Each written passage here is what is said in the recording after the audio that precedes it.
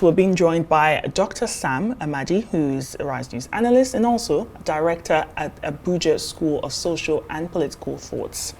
Thank you so much for joining us, Dr. Amadi. How do you interpret Trump's framing of this issue? Well, I think perhaps this is one that even many Trump supporters would probably raise concern, because I don't think, well, there's a crisis in South Africa, obviously, over what to do with legacy of apartheid, land, economic opportunities that are now mostly controlled by white South Africans. But I don't think anybody thinks this has come to the point of constituting gross violation of human rights as to trigger what in international law we call the right to protect. So Trump gratuitously, one will ask, or maybe needlessly, kind of has raised the profile of this domestic crisis, so to say, to the point that it now needs, I mean, this is the first country, apart from those that Trump has issue over border, porous border, fentanyl, and, illicit, illegal migration. But this is the first country that is taking diplomatic action against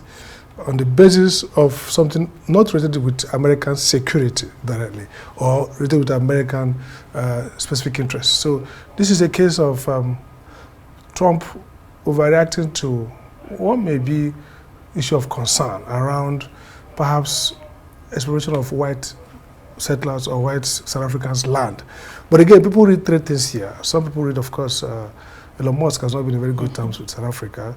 Clearly, South Africa alleges issues around his internet company, not perhaps getting some kind of dispensation, or he has always been, they have always accused him of being a white nationalist. Okay, and then issue of Israel and South Africa being the only country, actually, strangely an African country, that took Israel to the International Criminal Court and did quite a great job in trying to, get this ICC to denounce Israel as a genocide state. So something, and then the fact that Netanyahu met with Trump a few days. So in a way, is it an indirect proxy war on behalf of Israel that America is fighting? So in every way, this is not very justifiable. Or some of the actions you have taken, depending on your ideological leaning, could pass for, protecting American interests, whether, threatening Canada, Mexico with the tariff, sanctions, whether you think it's wise. But again, you can provide a prima facie justification as part of state interest. But this is not in any way correct. So this is another, and again, it contradicts because the American first policy is isolationist, meaning it's not a human rights driven agenda primarily. And so this is one contradiction in a sense, that the government that is going to be insular, focused on American interests, is taking an unusual diplomatic action on behalf of white South Africans. So it imports some sense of ethno-nationalism, and again, it doesn't, South Africa has promised not to be intimidated. Malami has kind of raised, Malama has raised the ante, but again, I don't think it's the right thing at this point for South Africa, for Africa. But well, that's what we are. Dr. Amadi, you basically answered all my questions. I was going to ask you, are they doing this because of Israel, Iran, Elon Musk? And you also have America saying, look, we're not even attending G20 talks in Johannesburg. Yeah. Well, let's talk about this other story that we have, U.S.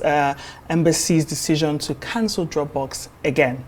When Trump was president, his first tenure, this happened, and we have this backlog of visa applications, in-person interview. What's your take on this policy shift? I think if there's no direct from the Secretary of State, then it means that the missions have quickly aligned themselves to maybe not exact policy, but the temper of this moment.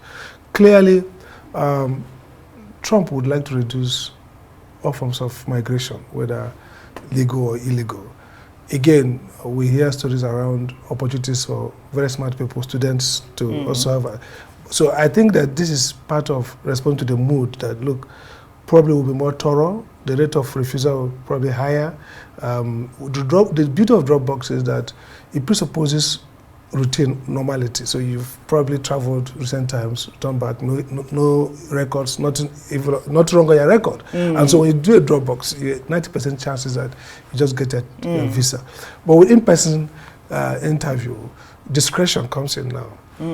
Perception. So if there's a written script to reduce number of visas, then you see that people who appear in person might suffer that prejudice, and then the chance of not getting the visa high. So it may be a strategy to reduce visa advantages. And again, the consequence will be that many like students, people who have maybe timely applications, they need it quickly, will suffer, obviously. Now struggling to get a date for interview becomes a nightmare. In the past, you see, apart from the delays, some agents kind of book all the days, and also people created a parallel market, a black market for visa dates. So I think this is not good for us at this point, but I think it fits into what may be a bad time for migration in the US. Is this a global trend that we're seeing? Because we just had this story about Saudi Arabia's decision to limit visas for Nigeria, well, not just Nigeria, 13 other countries to single entry visa. They say it's a security and pilgrimage control measure. Do you think this is it, or is it a diplomatic tightening that we're seeing? I think globally we're going to see more of restrictions on travel. I mean, the white lash, if you like, black lash, whatever, against the left wing over opening of borders. It says migration became too common, especially in Europe. So now there's a pushback.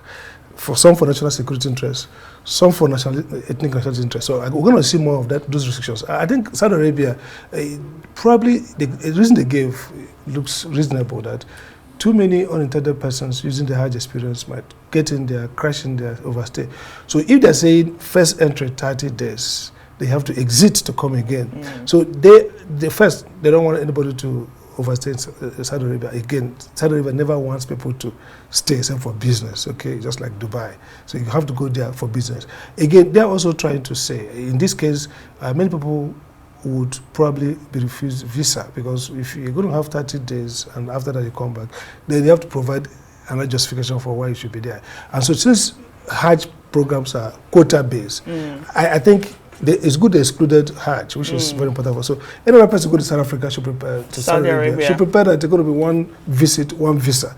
I think there are issues around land order, security costs, but also a greater growing universal restriction on movement, which may be rhetoric that had Trump's coming to power, probably in Europe. If the AfD wins in Germany, if we see reform coming on UK, we might enter into a period of less migration and more insularity. Thank you so much, Dr. Sam Amadi, who is the director at Abuja School of Social and Political Thoughts, sharing his analysis with us on Newsnight.